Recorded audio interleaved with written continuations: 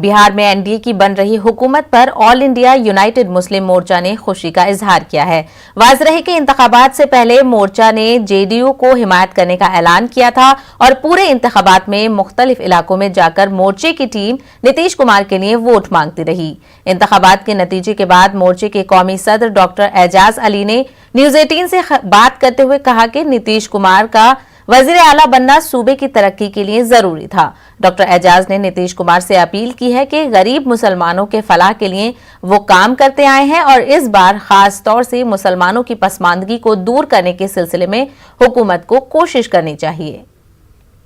सबसे पहले तो हम नीतीश कुमार साहब को मुबारकबाद देंगे कि उन्हें दोबारा चीफ मिनिस्टर बनने का मौका मिला है।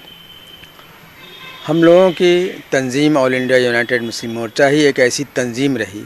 जो खुलकर नीतीश कुमार साहब के सपोर्ट में आया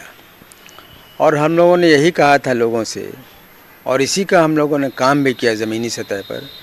कि नीतीश कुमार को एक मजबूत सीएम की हैसियत से दोबारा बैठाएं। हम लोगों का ये मानना था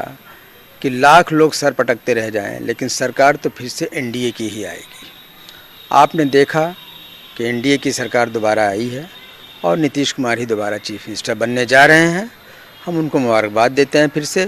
लेकिन साथ में उनसे हम ये अर्ज़ करेंगे कि जैसे पिछले 15 सालों तक उन्होंने जो माइनॉरिटी कम्युनिटी है उसको भी मायूस नहीं होने दिया, अपने कामों में मायूस नहीं होने दिया, उसी तरह से इस बार भी मायूस ना होने देंगे और वो हर वो काम करें जो ख़ास करके जो गरीब गुरबा मुसलमान हैं, जो हाशिए पर पड़े हुए मुसलमान हैं, उनको मेन स्ट्रीम में लाने का जो उनका अज़्म रहा है उस पर वो अपना रहें कायम और इससे ज़्यादा हम